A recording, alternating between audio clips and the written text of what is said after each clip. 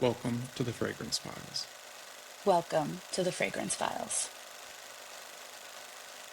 The first time I realized perfume was political as a discrete, oh, there's politics to this, is an experience I think a lot of people who've worked in perfume retail can relate to, which is the first time after your training, your fifth or sixth shift, and you realize you've begun to slot customers neatly into particular kinds of categories.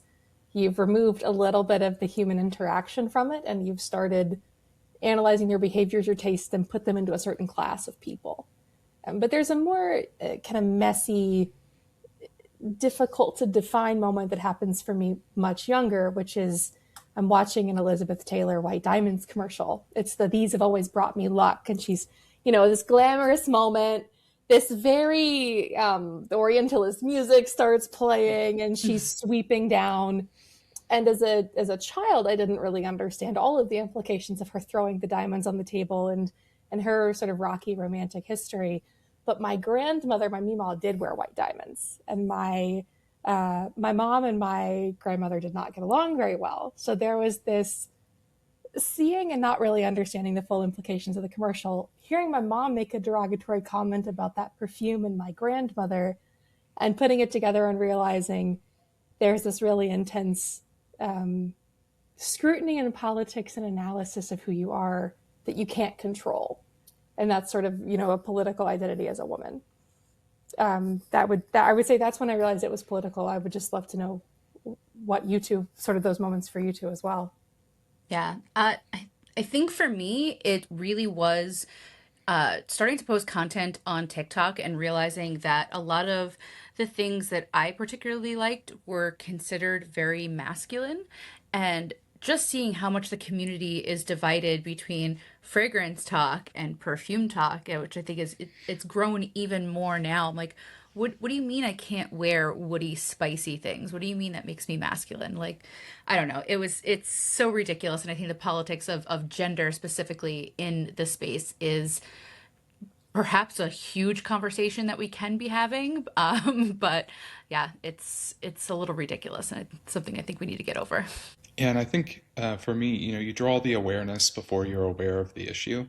Mhm. And I think back to like middle school, particularly like gym time, when you're a little Southern boy with some sugar in his tank, and all of the girls smell like cotton candy, and all of the ads are very sexual, and then all of the boy smells are like sharp chainsaw and hyper masculine and aggressive, and you're like, I am in neither of these lanes, and I don't know why I'm so different.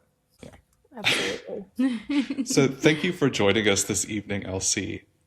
Would you like to give yourself kind of an introduction to anyone who's listening or watching and doesn't know you? Sure. Hi, I'm Elsie James. I'm a photographer. I'm a freelancer. I'm a multidisciplinary artist. I live and work in Appalachia. I am from the Shenandoah Valley of Virginia, was raised in West Tennessee. Prior to this current work, I've been a research librarian, a legislative aide in the House of Representatives, and a perfume shop girl. So I do a lot of photography, brand development. I yap a lot at people. Later this year, with my best friend and business partner Taylor Graham, I'll have a fragrance coming out. So my hands are in many different pies, but I sort of fundamentally work as a perfume dramaturg. It's a term I borrow from theater. It's this person who's the shepherd of a text, or who unifies it, kind of this person who sits behind and to the left of the director, making sure all the threads of something weave together cohesively. And then I also talk a lot about vampires and science fiction and perfume on my social media channels, Nearly Noseblind. That's me in a neat package, I think. And I'm really grateful that you all have had me and want to hear what I have to say. Of course, I'm very excited to hear more. Maybe something we talk about later about this fragrance that you have coming out. But there is nothing I love more than an Elsie rant on TikTok. Yeah, there's an unfortunate, I've exercised the majority of the evangelical from my background, but I have never met a soapbox I didn't like, I'm afraid. When I'm scrolling and your voice is slightly elevated, I'm like, okay, I'm set. I'm ready. Oh, no. Yeah. Oh I man. know it's going to be a good video when your Tennessee starts to come out because it Oh yeah. reminds me of my Kentucky family. and my grandmother particularly. And I'm like, yes, whatever has got you in this mood, I'm here for it. I think, and I can give you the underpinning for almost everything I'm going to say in this conversation, which is I've stayed in a state of pissed off about it for a while because I really hate it when people profit off of bad art. And I don't think that bad art is defined by someone's taste. It's not defined by you not liking Barnett Newman.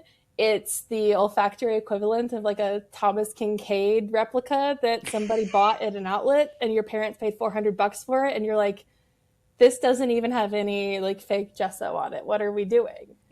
And there are so many people that I've met and interacted with on social media and in person who are busy adults with lives who want to have a portal to accessible art in their lives, but they don't have the hours of the day to research if these people are pieces of shit or if the perfume is any good. And there are so many people I see take advantage of that. So I'm a Scorpio with the memory of an elephant and the capacity for vengeance of like a fury. So I just sit and collect all of these things. And then in the meantime, I'll talk about Anne Rice as a pressure valve release, I guess. I'm not selling myself as a ray of sunshine here, people. I do apologize. It's just, I think someone's got to give a shit about people who, like the myth of the perfect consumer or this thing that we chase in and it leads into a question that you kind of asked, which is like, why do people resist framing perfume as a political thing that we engage with and kind of what we're talking about when we say that? And so when I'm talking about it, I'm referring to kind of a lens with which you can look at the world. You can see how people behave and interact and treat each other and view each other through beauty trends. And it's also a lever for people to exert power. If we commodify youth and skinniness because the people who are running the companies are all pedophiles, then we see a rise in eating disorders because we're taught that we're supposed to be stick thin.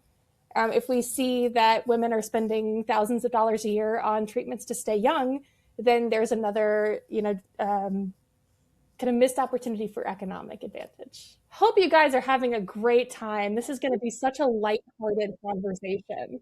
No, But we appreciate it.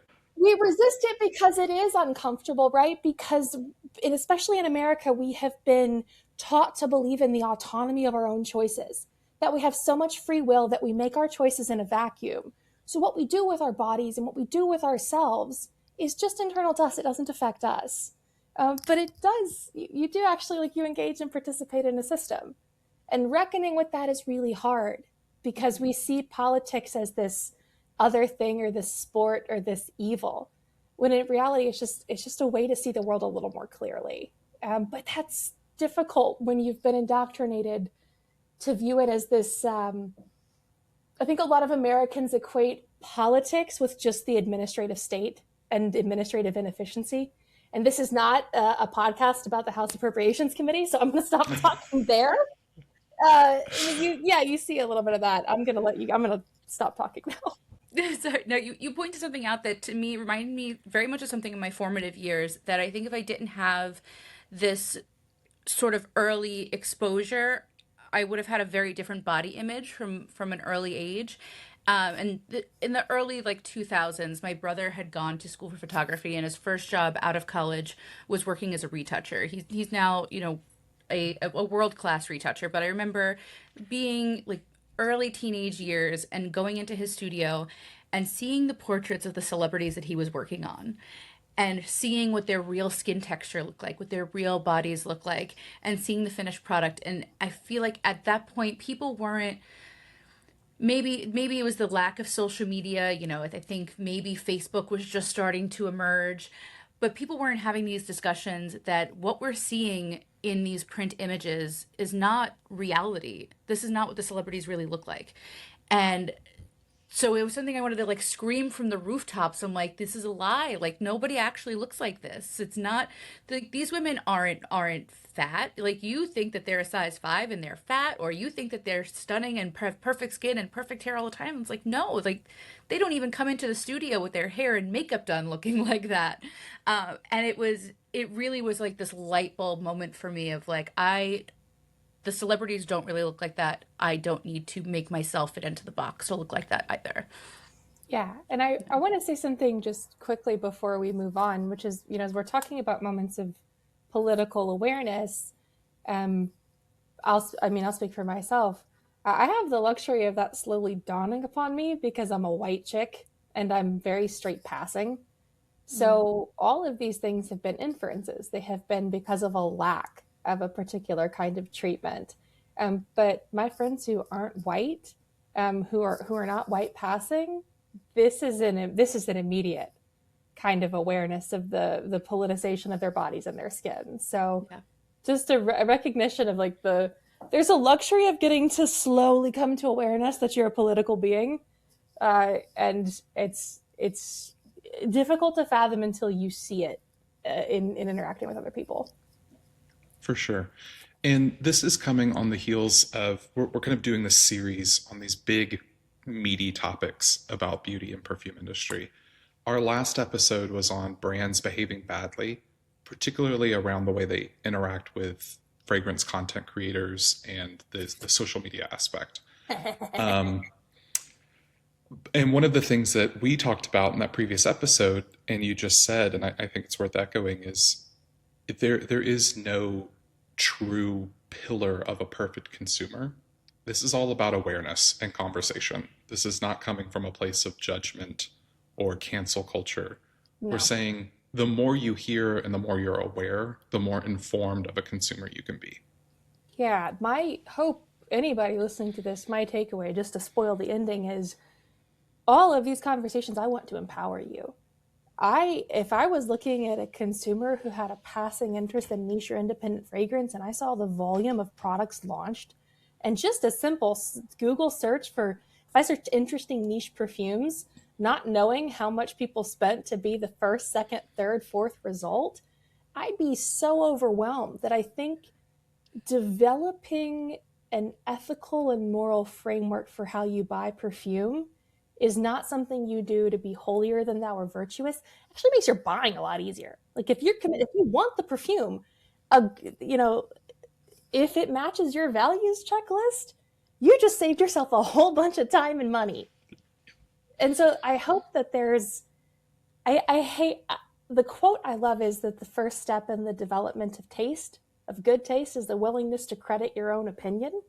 I undermine the validity of that quote when I say that it's Hannibal Lecter via Thomas Harris. So, like, we'll take the Hannibal Lecter recommendation. Yeah. And it makes me concerned for like people just starting out to be a content creator too, where there is this we spoke about how frequently fragrances are being released right now. And there is this need to always keep up and always be posting about what's new. And that will bankrupt you incredibly Yeah, quickly. Trying to keep up with people who are established, who are receiving PR is not possible unless you have an unlimited budget for these sort of things. So it has sort of like dropped or raised the bar of entry into the content creation world. And I think when you take a step back and say, am I buying this because I need to be the first one posting about it, or am I buying it because I actually like it and I'm passionate about talking about it, you can slow down and actually enjoy your collection and not just enjoy it for other people. So when we talk about politics and perfume, obviously there's this cultural artifact underpinning, but there's also the very real history that goes along with it. And at a high level, because there could be whole classes on this, how has perfume been shaped by colonial history, trade, access, and wealth? I can give you I think, a fairly uneducated answer. I would look for detailed ones in people like Donna El Masri. She's the Jasmine Sarai brand founder, and Donna and her sort of incredibly elegant and accessible work in talking about Orientalism and talking about like the works of Said and putting that into her fragrances and practice is really important. So when I give you this answer, I just want to credit her and people who do work like her, because Donna is somebody who's just really fundamental and I don't think gets nearly enough credit. But what we can understand is that perfume follows a general trend of exploitation, raw material exploitation, Um, and all of it, I think, falls under the idea that a socially stratified society is never going to produce an egalitarian product. So you see the way that perfume is influenced in material flows in the same way that you see a fascination, like with odalisques or with chinoiserie. And that's just one aspect of it. That's just a sort of the context that we have, which is this colonialization and trade into Europe, which often means that true stories of cultural exchange and kind of the more remarkable ones don't get highlighted. So I'll again point to somebody else who's been very instructive for me, Carlos Huber, the founder of Arquiste, who crafts a perfume called Nanban about this incredible Spanish Japanese man who, it's not the stuff of someone's DEI TV show. These are real people. And we lose some of those stories in the large scale kind of. I want to speak about material usage and raw material extraction, but I'm simply not educated enough to say beyond. We have kind of pillaged and harvested precious materials from indigenous regions like we have just about everything else we can get our paws on. Right. So that's, I think, the extent to which I can speak in an educated way about that. For sure. And we have whole episodes planned around raw material sourcing as well as greenwashing and kind of the ecological and colonial impact there. Yeah, Yeah. amazing. Yeah, we know these are big, crazy issues, Yeah. but they're also intertwined. So you can't Yeah. always get into one topic without at least acknowledging the others. Yeah. Oh, it's a tangle. It's a whole bramble patch. And you have to, there's another thing that underpins this, which is we've pushed, especially with the social media soundbite, the notion that you have to be an expert to present something. Right. In many ways, we learn and we share together by sharing observations and analysis. And to say, here is what I've observed and seen, and I present it to you. So that it's perfectly okay for someone to say, I don't actually know how to pronounce that. I don't actually know the implications of that, but now I can find out and we can learn something together. Takes some humility to do that, I think, which is hard for anybody. Because you post on the internet a little bit to feel good about yourself, and there's nothing wrong with that. It's nice to feel like people agree with you, especially when you're surrounded by people who aren't smart enough to agree with you most of the time. So it's a nice boost. And then, the consequence of that is you deal rapidly with your own ego, but that's a different kind of diversion, like who we follow as like who we hold up as teachers versus who we just hold up as people with us that might have something to share. What narratives do you think are built around words like luxury, refinement, and taste? Well, the controversial answer is that the way that we use them is the way that we can steal Black culture in America and present it for thousands and thousands of dollars. It's the way that Phoebe Philo can produce her ghetto collection for chic moms in, I don't know, whatever area of Los Angeles is fancy. I don't know, but it's okay to take that away from Black women. It's a great way to continue the implementation of social stratification, like taste. What is considered tacky, what is considered not tacky, and as you start looking at what's considered tacky, it's all ethnic, it's all cultural, it's all this thing of a particular place that's not the homogenized white culture. But it's okay, we'll pick out little bits of it that we want. Like, yeah, have a batik print hanging in your house. Oh, that kente cloth is beautiful. Did you get it on the safari you paid $12,000 for? Like, we do this sort of cultural accumulation, and we call that taste. And we call that luxury. And we look for the permission to have the lion skin on our carpet. I spent a lot of time in rich people's apartments in Brooklyn the past couple of months, and they might have maybe pissed me off, so I apologize in advance. And this is the part where I'm really going to get in trouble. Leftists and progressives are always going to have a better understanding of the necessity of the arts, of the desire to express yourself. There's always going to be a better understanding of artistic interaction and coolness, which also means that we're much more susceptible to sort of be magpies and pillage things. And that's what I see as one element of those conversations, but another is quite simply shaping class. Mm. It's and you see performance of class. I should stop and say that a lot of my political theory and belief is based on like some dead French philosophers. This one incredibly intelligent and frustrating person named Judith Butler, who shapes, everything as a performance. Theater degree. This helps me. This serves my bias. But you see people perform class. So what's a bottle of Baccarat go for these days? Was it 450 something? Something like that. Yeah. Something like that, right? So you price it that high and you slap the Baccarat label on it, not telling anybody. If you go to your antique shop for $20, you can probably find a Baccarat crystal Guerlain bottle. We don't want you to have that. We want you to have the Nouveau Riche thing. Mm. And, if you took a poll, I think in the White House right now, I would imagine a Zara dupe of Baccarat might be the most popular fragrance there. But I can turn around and say in Northern Virginia that the most popular swingers bar, all the swingers all smell like Baccarat. But we associate sexual promiscuity with low class behavior.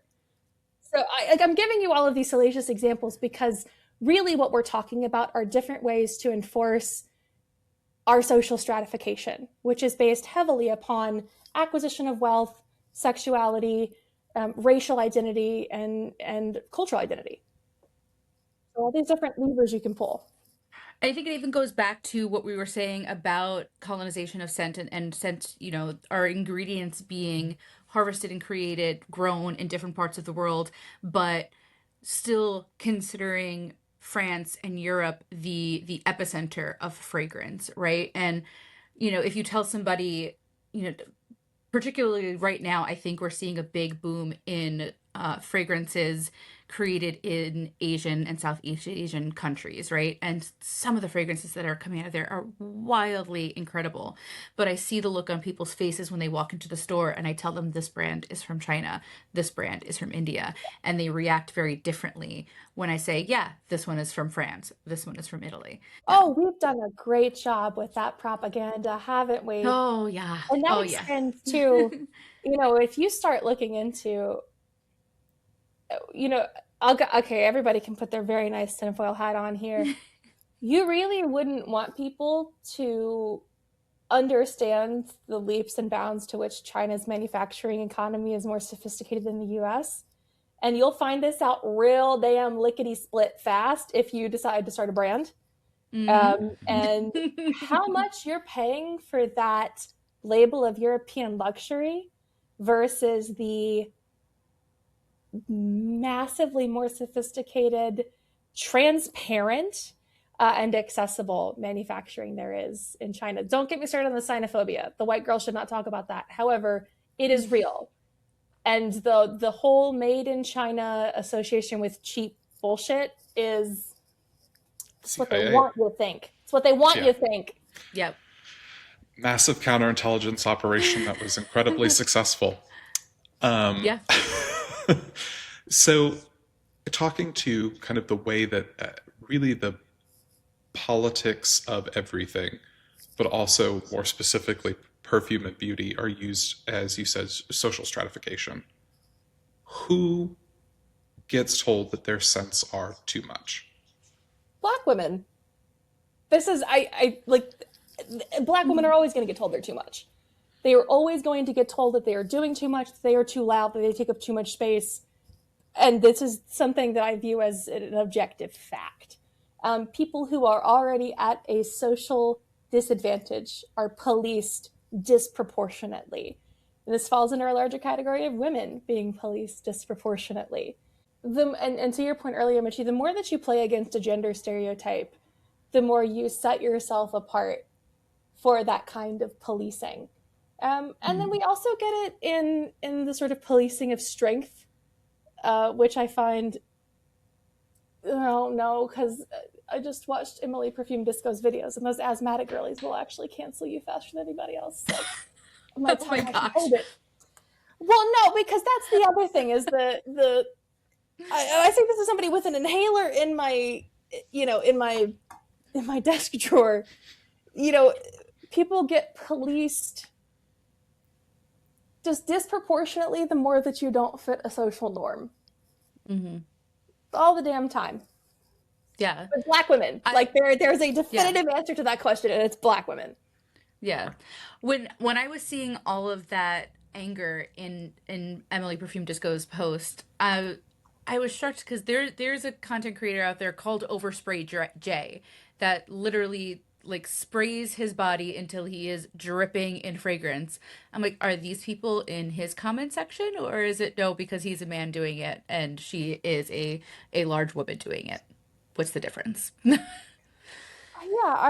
I also think the difference is there's no grace given to women. No, So if you're not never. familiar, so Emily Perfume Disco, she's a lovely content creator, and she made this really cute video with a body mist. Just she was addressing essentially a gripe people have, I think, about longevity of body mists. And Hmm. so she's outside in her yard, spraying herself down, dancing like a fairy princess. Nothing's wrong with that. Oh man, Oh you yeah. would have thought that this was a orchestrated terrorist attack on anybody with a little bit of like bronchial restriction. And I'm like, my friends, the smell-o-vision is not real. You're gonna be okay. You will live. I don't know how. I'll hold your hand and get you through this, but you got to leave Emily alone. Nobody can take a joke when it's a woman telling it. I think Nope, is the other thing. not at all. You know, that's just nonsense.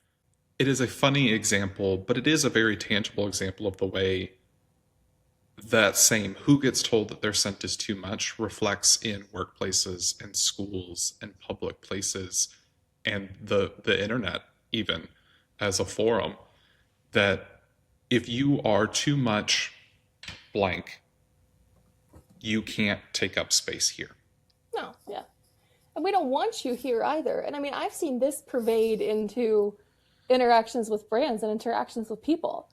There's the list of people I keep my mouth shut about because they seem so lovely to everybody else as founders, but you get the distinct sense that, man, if you weren't making them money, they'd never want to be in the same room as you. Hmm. And that's another really insidious political thing is that we see, sort of using your framework, Josh, of too muchness. But they'll still commodify you. They'll still throw you $500, maybe. And then still say that, oh, you're our bestie.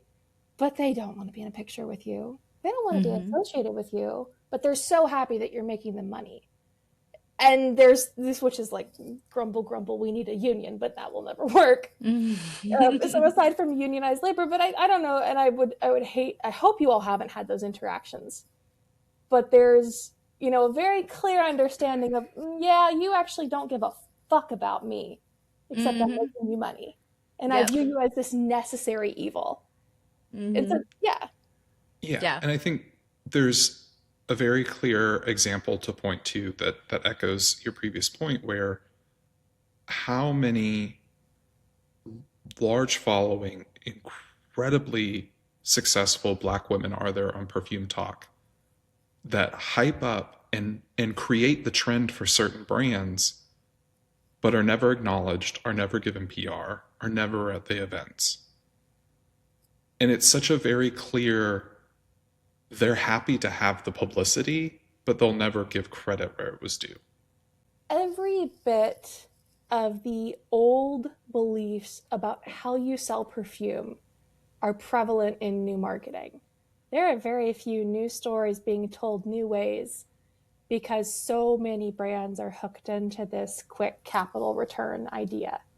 There might have been a true artisan spirit, at the base of it, but there's a couple people that are perfume TikTok darlings. I will never forget how they made me feel, and how clear it was that they couldn't give a fuck about me. And so instead, I will happily talk about the people who have, just as an artist and a person. And what's so interesting is disproportionately they're women of color. I Hmm. will always say that the person who paid my invoice, who insisted I send her an invoice and paid me the fastest, was Makeda from Brown Sugar Babe. You can say whatever you want, but there has never been a more professional, polished, fantastic experience. But Makeda's had to fight for recognition because her brand has been unapologetically Black, because she's not pandered to mass cultural references. Hmm. And I will tell you what's really amazing is being in a room full of those women, you don't feel excluded.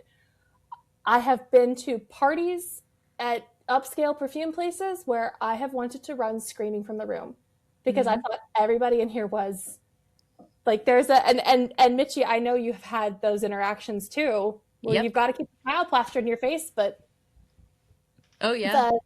the if this sounds like complaining, the consumer advice I want to frame is trust how people make you feel. Oh, Trust absolutely. how people make you feel the first time. That's a great way to winnow things down. Hmm. There have been plenty of times where I've walked into some of these larger events, and I guess I expect it from the certain men on that side of TikTok. Don't even pay that any of mind, but I was very surprised by how many women. I'm short. I'm a plus size girl, and when I walk into a room and I get the up and down look and the turn away, like, whoa, okay, interesting. I know exactly how you are now. Says a lot more about you than it does Yeah. about me. Makes you really mad that I'm in the same room as you. And that brings me a little joy. Oh yeah, the up and down cracks me up. It's I have been there's a little bit of personal vengeance in making people uncomfortable, and I would love to make the argument that that's politically disruptive. But again, I'm a Scorpio, so I find that sort of thing disruptive and entertaining. And also, I mean, it's a luxury to be able to do that. And Oh yeah. I put this back again saying those a reflection of the stratification that we see in perfume as a measure really to control a lot of the discourse and narrative. Because even content creators aren't taking the time to do the whole like Arrested Development Pepe Sylvia board of red string that I absolutely have up written down of all of the different times these people have done some stupid bullshit. Yeah. But when I put that up, suddenly I'm a conspiracy theorist and I need to forgive and forget and not hold grudges. But it happens again and again and again and again. Yeah. And you don't have the time to interact with that. But we've also enforced a lot of competitiveness on perfume TikTok, I think, among women, Hmm. in a way that manifests nastily. Oh yeah. Just like, and I mean, I think you and I both felt this at Scent Explorer. There were a bunch of incredible interactions, but a couple of people where we were just like, what do you need and why is it an exorcism? Yeah. Like, what is wrong with you? And if you're listening to this wondering if I'm talking about you, I probably am. DM me about it. And I will, like, I don't know who taught you manners. But there is, like, that's the only thing I would encourage is be a little kinder. Maybe that's just my feelings hurt. Yeah. Sorry. We have to talk about this because it's not that a bunch of mean girls decided to be mean. It's that it's this continual reflection and refraction Hmm. of the nature in which we've been put. Because the idea with making good art is that you can do it collaboratively, Yeah. but you can't sell shit collaboratively. Everybody's got to fight so you can get the most money. Yeah, it does. Like it does. It starts with how you treat other people, and that again, I want to spoil the end of this. The biggest thing you can do to empower yourself is to think about how you treat people and why, and then treat people better. And sometimes that really just means more investment of your time or more patience or more engagement with them. But just change your attitude of how you treat one person. It does have an effect. Yeah. Like I will not be practicing what I preach. I'm a bitter, vengeful harpy, but I will try. Yeah. Like I'm going to do my best. Hopefully, like the hope is that the people who go after you are better than you, right? The hope. Yeah.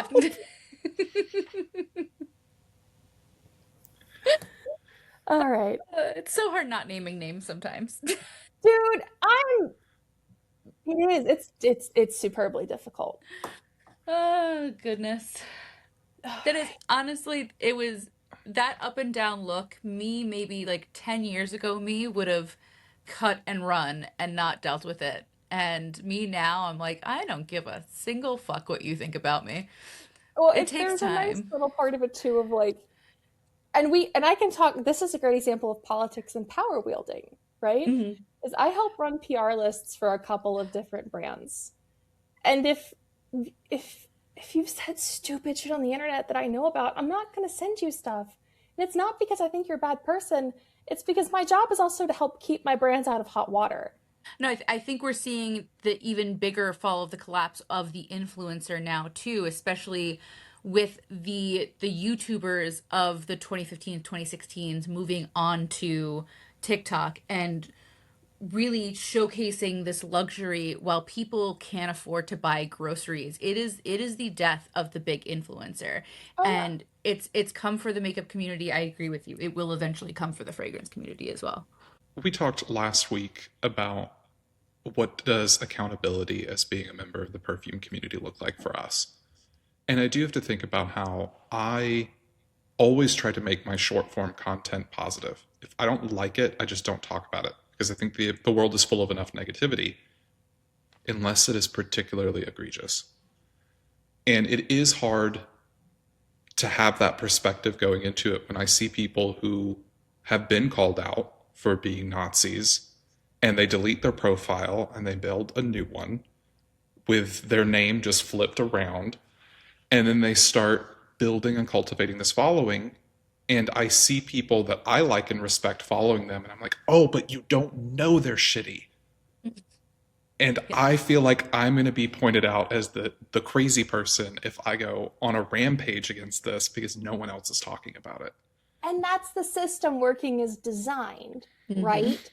When we have entered into a system that prizes the acquisition of wealth and the accumulation of capital, and when the posts that get the most engagement for large content creators are of their new cars, then what we're telling us is it's not about the perfume anymore, and it never has been. Mhm. But we see ourselves in such vacuums, and we have so little solidarity that we can't do something as simple as what you're suggesting, which is look out for our friends, which is to make sure that the people that we want around us are actually around us, because then we're the problem, and then we're jealous, and then there's something about us that's insufficient, so that's why we're calling it out, because there's no other reason, there's no external reason that it could be like a sense of justice.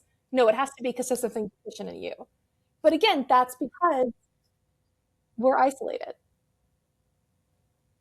And that's so I yeah, my encouragement is like you should reach out. Like I want to know if somebody I'm following is doing something shitty. Yeah, tell me. That I don't need to make a statement about it. I hit the unfollow button. You know what I mean? Yeah. Like that's the other thing is like going back to that earlier question of why are we so reluctant to frame it like this? It's because we have put the onus of change and action on the individual and not emphasize that you can change in community with like-minded people. So we think that the minute that we frame something politically, now we have to do something.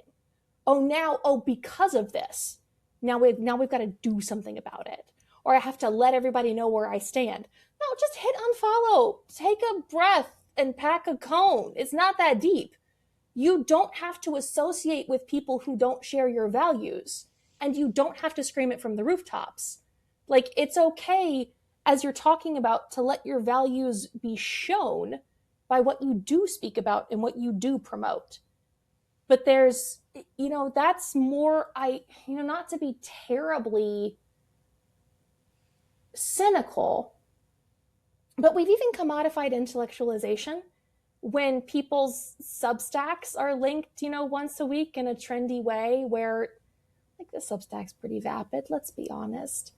Like, 3 words got used wrong, but at least you know where your thesaurus is, and I'm glad for that. But we want to demonstrate the performance of thinking about things while still being sort of like abhorrently bigoted and totally like the point is going sailing over our heads. So Yes. there's like you have to show up as what you actually believe in. And I'm rambling towards the point, I promise. One of the biggest problems is people haven't been confronted with a need to have a moral framework.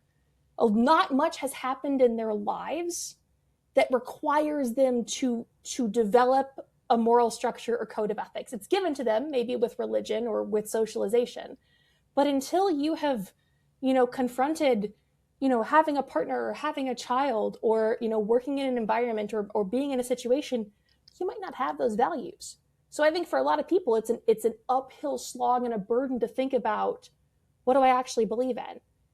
And also, if you're not from an economically advantaged situation, it's fucking hard to turn down money. Like, we're also talking about performance in a virtual space.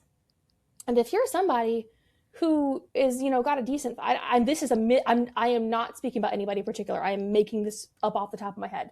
You're somebody who's got, a working class job, and you have a TikTok page that pops off, and all of a sudden, there's a couple of dupe brands that want to pay you a ton of money to do something. You're thinking, this won't affect my life. The people in my community don't know that I do this. Nobody cares if I talk about some perfume and sell it. And look, I just made $5,000.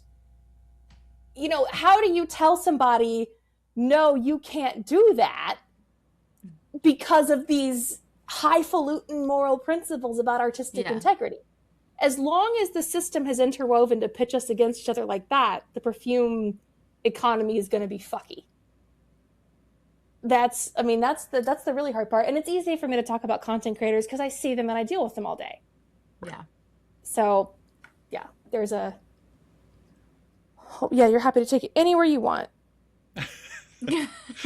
There's, again, we could go for hours. I think the general thesis here is that it is messy, and it's okay to acknowledge it's messy. Mm-hmm. Yeah. But embracing that and having that your own compass will help you in your consumerism, in your personal relationships, in your political relationships, like all of those things. Turning towards the perfume side again, how do you feel like brands have benefited from reinforcing these safe and polite scent ideals? Oh, to the benefit of a lot of pocketbooks, I hesitate to engage in this kind of theorizing because I don't know everyone's bottom line. But I do think that there is a benefit to formulating in a more simplistic way, just from a pure cost perspective. Mm-hmm. If you're not, whacking a ton of rose, jasmine, orris into a bottle, your cost per bottle is going to look a little different than if it's, fluffy laundry musks. I think that there's also, like, perfume is still an element of the beauty industry that's shaped by larger editorial forces, which are also responsive to political currents. So I am super curious what Chloe Mao's going to do at Vogue, and if there's going to be a fragrance feature, knowing the kind of nepotism there with her family. But they've benefited monetarily. They've benefited from a brand identity. They've associated themselves with something prestigious. Anytime you see people ally themselves with a minimalism or a crispness or something that's very sparse, my gay art history antennas go all the way up, and I go, what are you doing and why? What do you benefit from having what is the benefit of cleanliness? And to put the tinfoil hat on again, it's an erasure of identity. When you all smell like this clean, starched, specific thing. And I want to make a small exception here for Baruti hot cotton, for being absurdly photorealistic to the point that your clothes smell singed the first time I put it on a cotton shirt. That sort of thing. There's also a candle that Ethan Gaskell makes, and it's like chain link or something. It smells just like a laundromat, but like you've gotten blasted with steam from it. Those sorts of things I find endlessly fascinating. Those are the kind of clean fragrances that I like to wear. Even when people try to tell stories with intention and nuance, there's a benefit in a simplified narrative. So wear this to smell clean and fresh. Well, also going back to the earlier question is, who are we saying stinks? What are we saying is unbearable? Like, mm-hmm. And if you ask people, someone eventually is going to, again, I say it's systemic racism. That's all where it's from. And I'm going to butcher this because I'm only half remembering a quote from a book I read around, if you starch your collar enough, it will eventually cut your head off. And like this idea that we have this, and if I find the quote, I'll make sure it gets put below the episode. Paraphrase, that's great. Yeah, because it's this idea of this cleanliness, this cutting off of identity is to say, I'm this because I'm not that. Mm-hmm. Mm-hmm. And so often the not that is things that are black, things that are feminine, things that are queer. I mean, let's call this out too. One of the most rich scent cultures that we see is in the Indian subcontinent. But of like, I'm thinking about the question I thought of, or the answer I thought of, is when you talk about policing bodies. Um, the the most clear example of what I'm actually going to go ahead and call an olfactory discrimination is folks who cook traditional Indian food. Like if you're cooking with a full, range of spices, and that's just sort of like commonly accepted that we're supposed to like find that abhorrent. I mean, and there's like that's the most distinct and prevalent, policing that I can think about is in our cooking. Yeah. Is when like why my home smells offensive to you. Is Coming from a that's like bunch a of huge one. coming from a bunch of people who don't season their food. So, there's that. It's also the yeah. There is a sterility. I Mhm. was a student of a lot of World War I art movements, so like Dada, and responses to the First World War. And one of those responses is in Italian Futurism, which is an arts movement that's eventually adopted by Benito Mussolini. And you see it in the public architecture that's presented. Maybe the most foreboding example for me is the Santa Maria Novella station in Florence. You can go further and you can see like Il Duce has shit everywhere, make you rot. But he wants to bring back classical Roman statue, which we understand to be loaded with a lot of homoerotic tendency and a different Mhm. understanding of sexual interactions.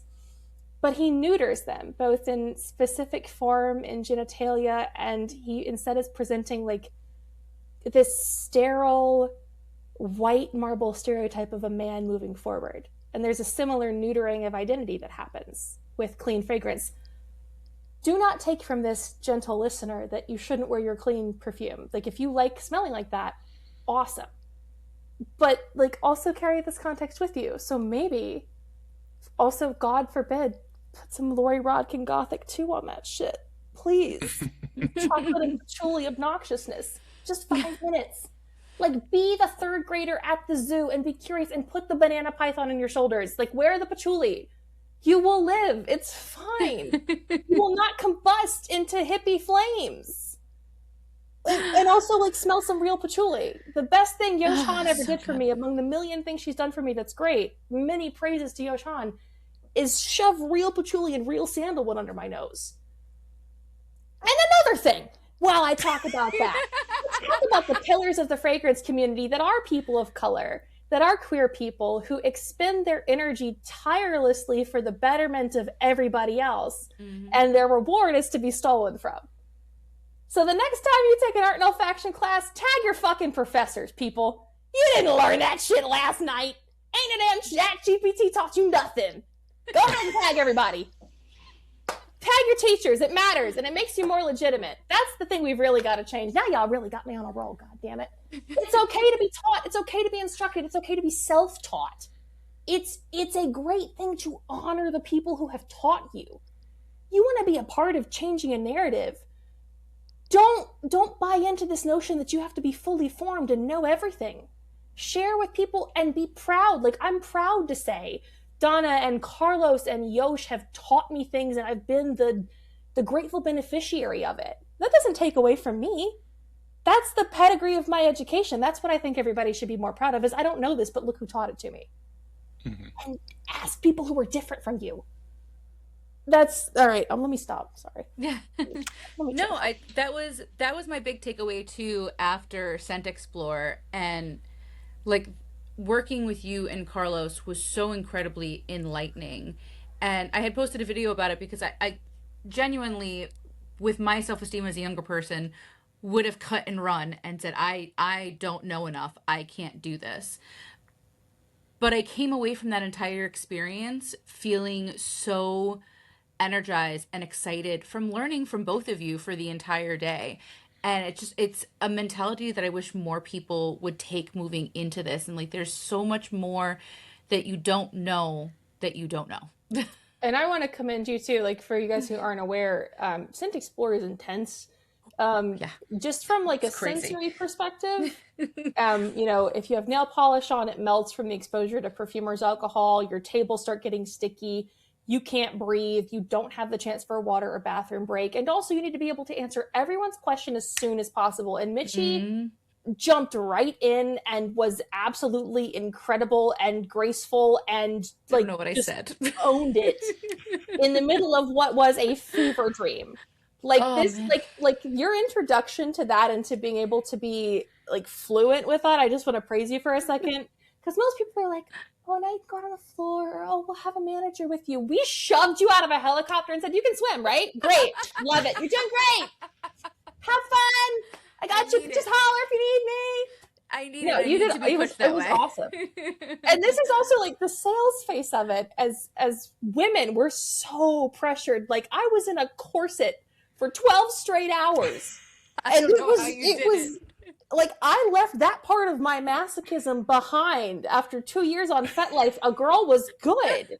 I didn't need it anymore. Why did I do this to myself? And I was like, well, I look good, so it's fine. You looked really fucking good. But you notice that too, right? Is there's this how dare you show up not looking like a model, like a Kate Moss, being proud of how you look and who you are and how you smell. Mhm. Yeah. Like that's an enormous stereotype to overcome. So that's a diversion to I feel like we're just talking over top of you, Josh. I apologize, but that was genuinely actually apocalyptic. So the ones that the things that I've always looked at and been really excited about. I just did a talk yesterday with Yosh and a bunch of people. So Marco Castro is a celebrity makeup artist who has done this insane amount of research and work to have Palo Santo sticks in a way that's Mm. sustainable, ethical. Um, he left with a really excellent quote, which is that we have abdicated ourselves of a responsibility to sustainability by believing that our individual decisions don't matter. Hmm. And really, like, actually, it's very empowering because it's very easy to buy into the message that one purchase won't change the world, but it does set you on a path, a particular moral path. Like you've made a choice. That choice is actually probably pretty easy. And then you can make another one that brings you closer in alignment with the world you want to be in. And the main problem of that is how few people want to put that work in because of how disruptive it is to their enjoyment of something. Yosh made a video about that not too long ago where she said something similar along the lines of like, yes, you purchasing from one of these brands that is complicit in all of the terrible things that are happening isn't going to matter.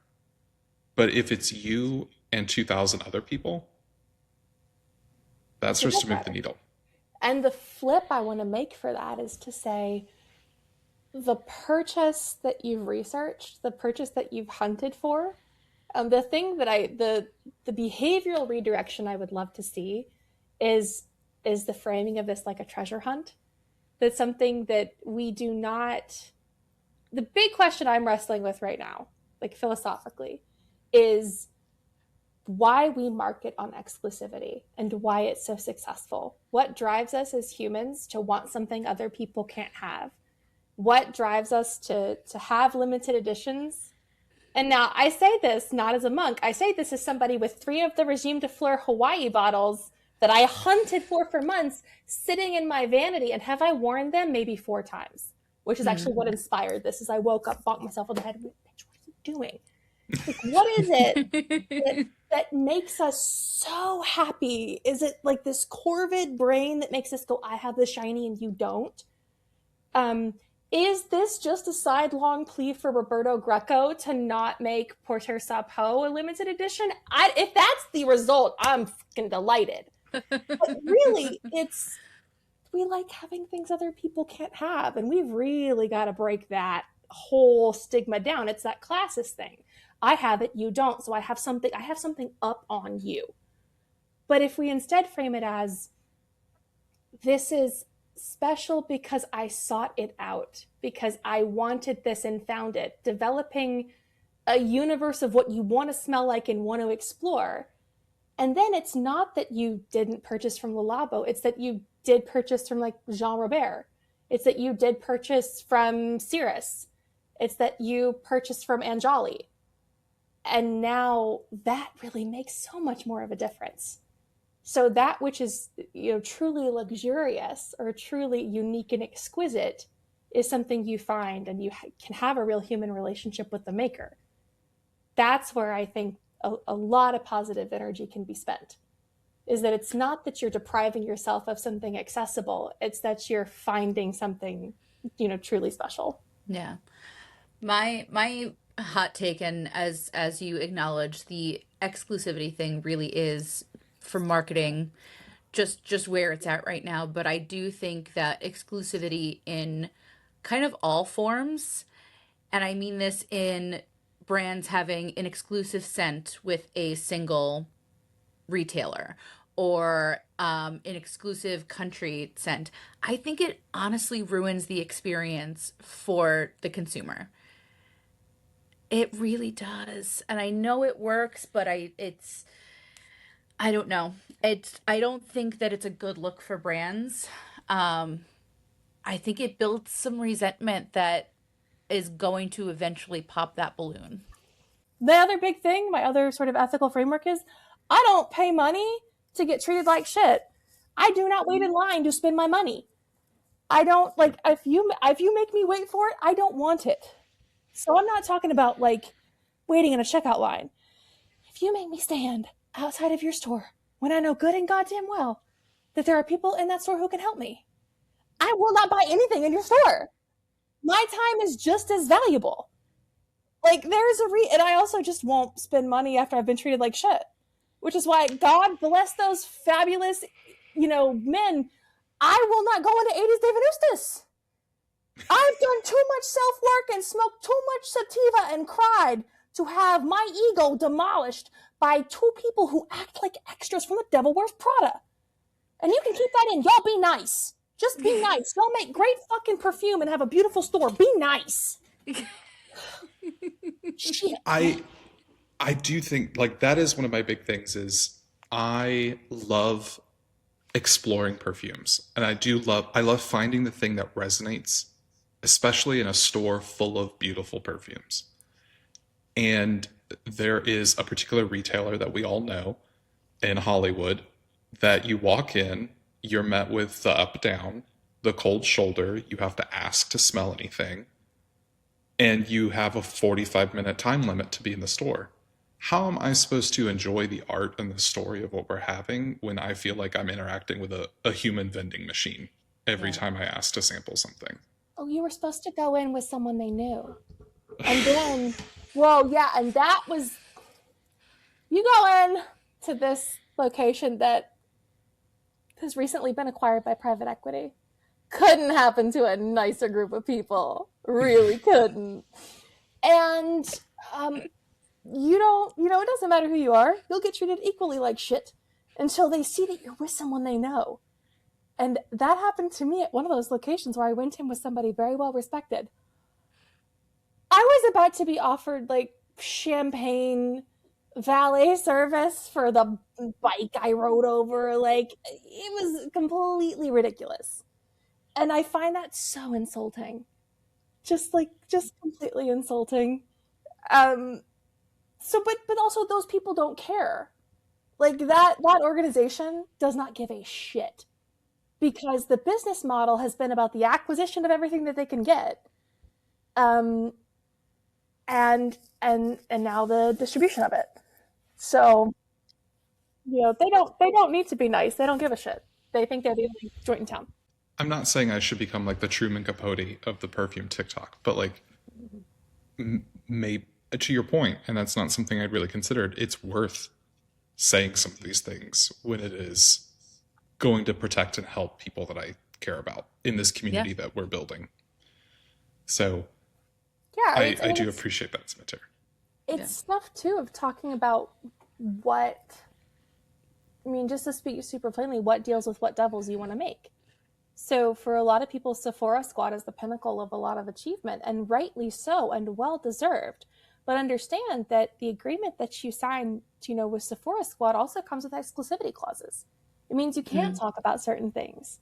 It means that you have to promote certain other things. If that's not an issue for you, that's fine. That might be an issue for somebody else. So it's hard to find people willing to talk openly about that, because the big thing that people have up on you is money and resources. And there will always be a content creator who will do it slightly worse than you for slightly less money. And I think people often see that get rewarded. And it's sorry, I'm thinking about this, and then my brain without any medication is also thinking about what's happened to boy smells. And maybe that's a whole different conversation.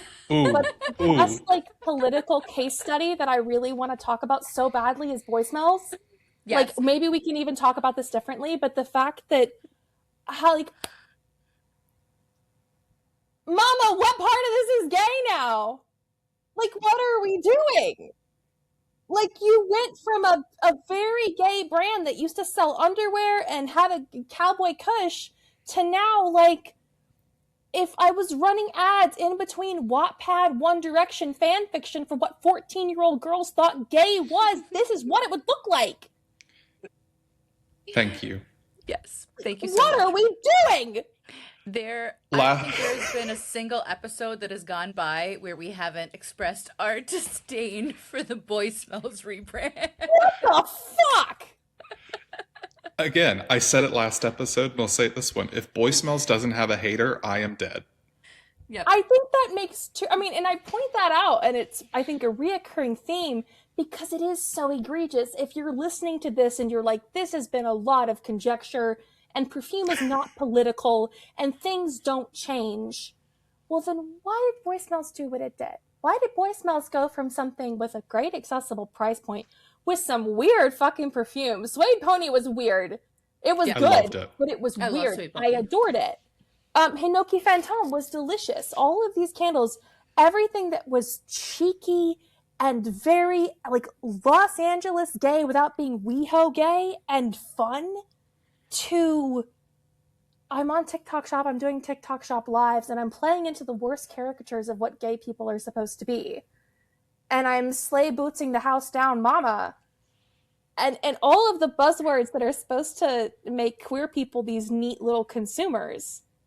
But in the end, I don't want to buy a perfume called Sugar Baby from a brand that used to be so proud of how queer they were. How can you look at that and not say it's a political reaction to an increasingly conservative social landscape? Yeah. Don't think about what we used to do. Think about this great TikTok Shop deal that we're going to have for you. And when you have people who enjoyed your fragrances and loved you because of your queer values say this hurts my feelings as your consumer and as your fan, saying it's not that deep. It's you're absolutely right. It isn't, and never were you. And it's another great example of, one of my big personal lines in the sand is artificial intelligence and the use of generative AI for, and I have been cussed out multiple times now from people that everybody loves, because I had the gall to politely suggest that maybe, just maybe, shouldn't be doing this. And the justifications, and I get it. I understand it sounds like a moral accusation. And if it does, that's because it is. Yeah. And you can have these for, one of the things I think we can do to reclaim it is understand what's important and valuable to us, and to not, I want to thread this needle very trickily. These people with a lot of money are paying better attention to how they can get more money out of you.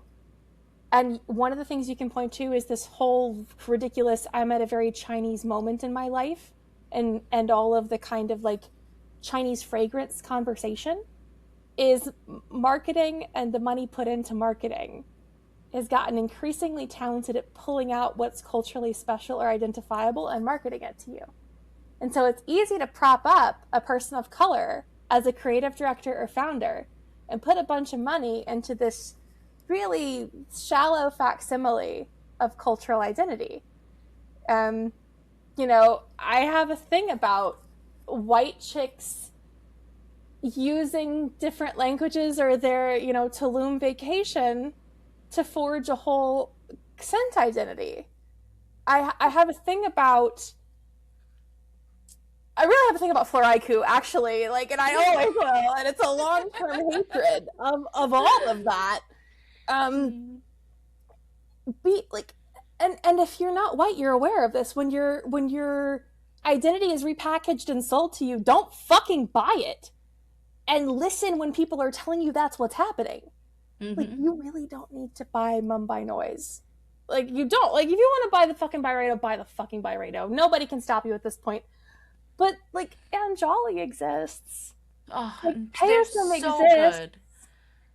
You know what I mean? It's and that's what I talk about with, like, maybe this will resonate with more people too.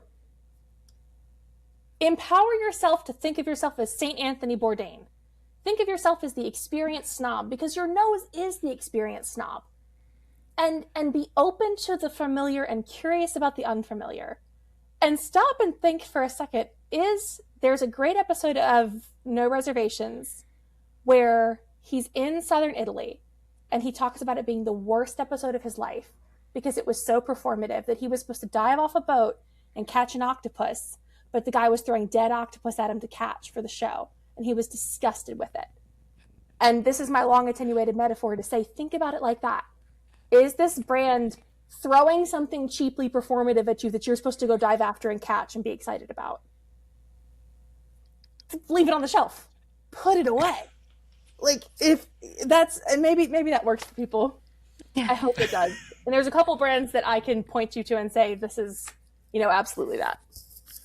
I think that's a great kind of closing ritual here, is as someone who was a delight to interview with, but also has phenomenal taste. What are some brands that you want to point toward people towards? Yeah, this has been a delight. Thanks for letting me rant.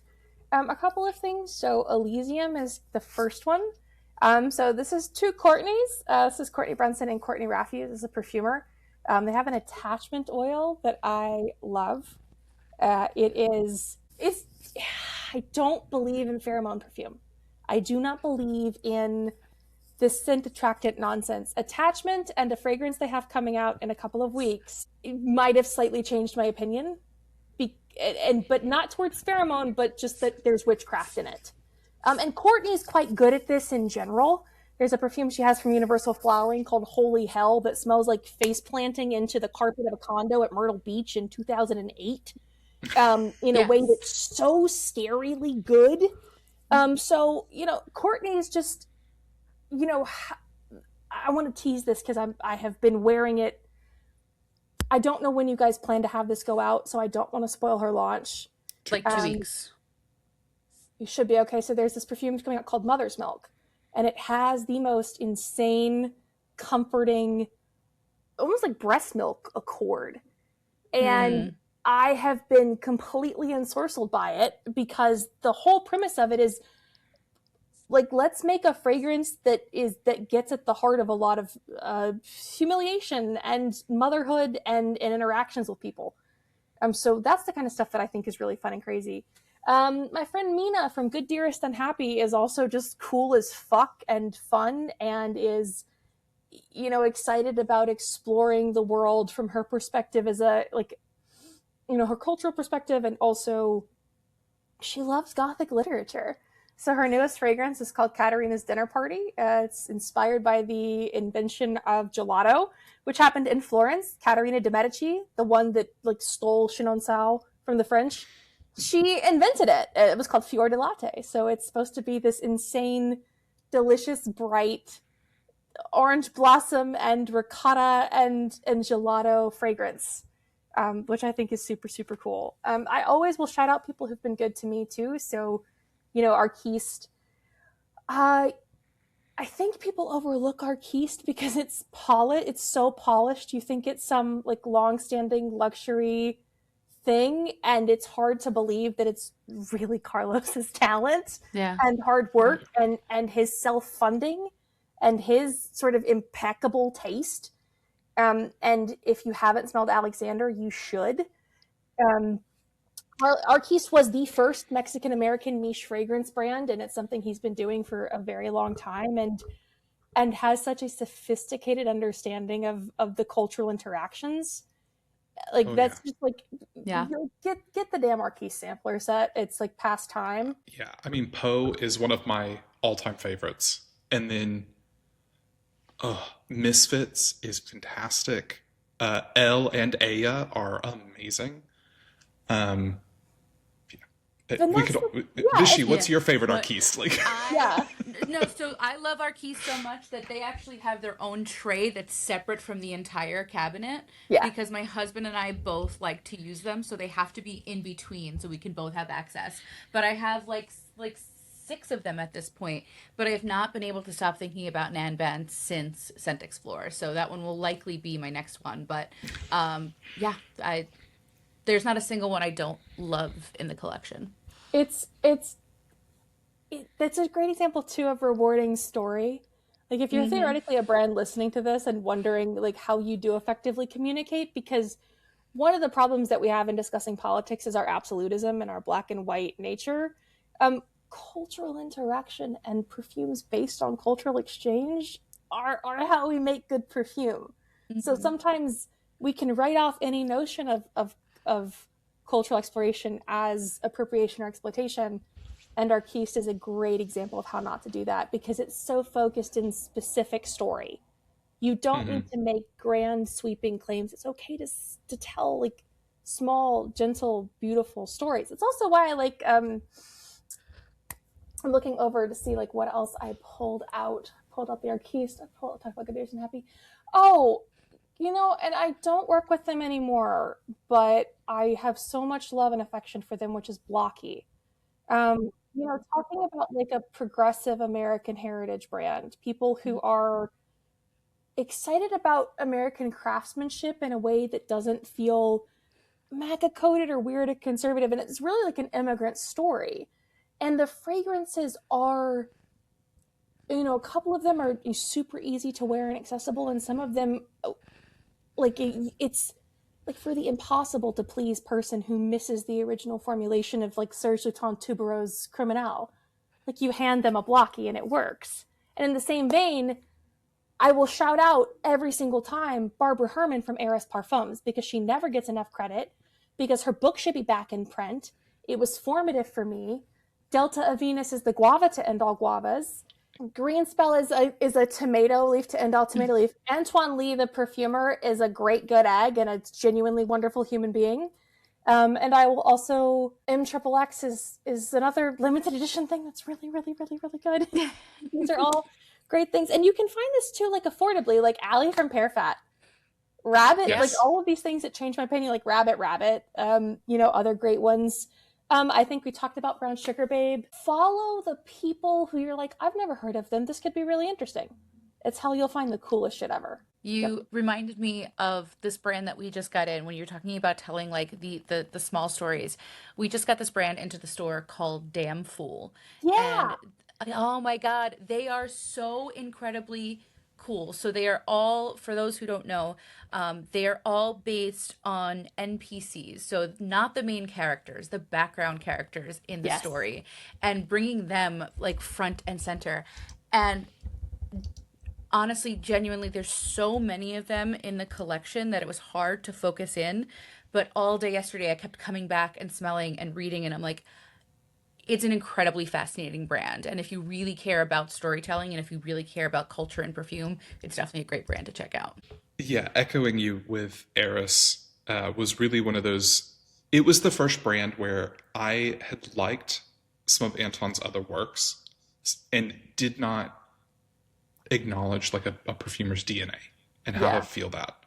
And then I did the Eris Discovery set, and I was like, I love all of these. I even love Night Flower, which I should not. It has all of the notes I hate. And Mix XXX is the only perfume I've had an allergic reaction to, head to toe hives. It's either the ambergris or the hyraceum. I'll never know. Uh, but I loved it. I was so sad that I had an allergic reaction. And Green Spell was one of those perfumes that was on my wish list from the day I smelled it up until last month when I finally was like, I'm just getting a bottle. There's never going to be a green fragrance that beats this. No. And there's one other I really want to shout out if I can, because it's the best sort of repository nobody knows about. It's called American Perfumer. So there's this Yes. guy in Louisville, Kentucky. His name is Dave Kern. He's a friend of mine. I do some work for him. And in addition to having a house collection of 3 fragrances with Dawn Spencer Hurwitz and Christoph Laudamiel, every month he does an edition, like the commission fragrance with an independent perfumer. And he retails all of these people that you've never heard of that make the coolest shit. Amber Jobin from Aether Arts. I hate a chocolate note in perfume. Mayan chocolate is unreal. I can barely do perfume oils. If you see me not talk about them much, because I have a similar reaction. Like a lot of oil-based perfumes, I'm done for. I don't know what it is. I wish I did. That's why I don't review a lot of them. But there are these kind of resources nobody knows about. Eau de Bougie from Pia Yes. Long and from Nick. Oh my God, Gilded. And you'll appreciate this. Gilded is like inspired by DS9. And the idea of like church in space with the Bajoran religion, like you can't not want to buy it. And these are the stories that are being told by good people who really give a shit. And Yeah. you know what the unifying factor is? None of their perfume, I think the most expensive perfume I just listed is probably a full bottle of Lord de Louis, which you don't need. But like, Chiquitos. Wait, is that one in a Chiquito? it isn't a Chiquito. I think they're coming out later this year, but you also can't do a Versailles perfume and not put Gold Flake in it. Like you're kind of like, there is a point where it's like, if you're gonna do it, let's do it. But what I know is these fragrances aren't $400. They're not Right. $350 because like, and it's easy to throw shade at Parfum de Marly, but it doesn't need to be. Especially when Rodrigo Flores Rue is doing a collab with Le Monde Gourmand, who, by the way, low key, some of the most supportive, incredible people in the industry work at Le Monde Gourmand. I love that. Anne over there, she's fucking kick ass. And she's giving Jade, and Jade is earning what she deserves because I want Pestilentias and everything. Yeah, check that shit out too. Pestilentias. That's outstanding. Yeah, it's like, I shout out my friends because I'm friends with, the fortune to be friends with good people who make great perfume. So check out what they're doing because it's infinitely cooler than anything I say. You mentioned Pia Long, and I absolutely think everybody should read Demo Accords. Yes. It's on the way. I am obsessed with it at the moment. I cannot put it down. Yes. And read everything Nick Gilbert's ever written. He's so good. He's so, so good. Fuck Luca Turin. Read these people. Like, seriously. And I get to say that because I'm nobody on Instagram, but I do mean it. Like that's the final thing I'll leave all of you with if I can. And I'm going to be talking about this next month at Fume. I'm doing a perfume writing workshop where you just like bring yourself. I'm good. Like you're going to get 3 random perfumes and we're going to talk about them from a devised theater structure. You are all the authority you need to decide if you like a fragrance. You actually don't, an influencer might point you in the right direction. It might help you curate things. It might give you some guides. But trust your own nose. I've been saying it since the first week I logged onto TikTok. Everything you need to decide if you like a perfume is already in your brain and your nose. Trust that. You don't need to be anybody to write and to think and to speak meaningfully about perfume. You just need to know what you like and to have a moral framework around it. And once you do that, everything else falls into place. Truly. I agree so much. We can't wait. We're gonna see you at Fume too. We will be there. Okay, amazing. Yeah. I'm like nervous and excited. We'll see if anybody shows up. I think it's Lots gonna of be people are great. showing I think up. we're gonna have a great time. Yeah, and I think Pushback is hosting. You guys are gonna get there on Friday. Yeah. Yeah, Pushback's doing it. Are you guys working as well? Yeah, we're technically sponsors. Oh shit, that's great. Yeah. Announcement that we're officially partners with Fumed from our last week episode. I love that. That was great. Yeah, I know Kyle is. And then that's a spoiler because Kyle's the perfumer for my fragrance. So Oh it's yes. like deliciously incestuous. Oh, love it. Yep, that's the little plug if I can do a shameless plug, which is Yes, please here. plug it all. So my brand is called Esther Carrie Jane. It's named for my 3 grandmothers, for what is, what was, and what could be. So it's kind of exploring perfume as pieces of alternate histories. So the first one is art thieves. The underpinning of every perfume is a what if question. So this is what if you got away with it? It's, on the surface, kind of a tribute to my favorite genre of movies, which are heist movies. And these kind of range from the Thomas Crown Affair to things like The Monuments Men and Woman in Gold. But also a larger commentary on how easy it is to steal from people and steal from cultures. So if you dropped a Botticelli in an herb garden in Florence because you thought that your girlfriend you were trying to get back wanted that more than anything, what would it smell like? So that is Art Thieves, which you can smell at Fume the next month if you want. I'm Locked so in. excited. Yeah, thanks for letting me preview that and vamp that. We've got that. And then later this year, I will just give you the name and I will tell you that we shot creative for it at midnight in Venice last February, and it is called The Vampire's Niece, which is what if you could walk home safe alone at night. So that will be 2026 for, I'm speaking into the universe, and now it has to happen. I am so excited for you. I'm so proud of you. I cannot wait to support Thank this. you. 30 mil, Yes. $98, no cap. That's what we're doing. So I am. This is perfect. Thank you all for having me. Thanks for letting me talk and ramble at you so late at night. And let me know if there's anything else you need from me. Thank you. Yeah, thank Such you. a pleasure, Elsie. Really. All right. Have a great night, you guys. You Bye. too. Bye. Bye.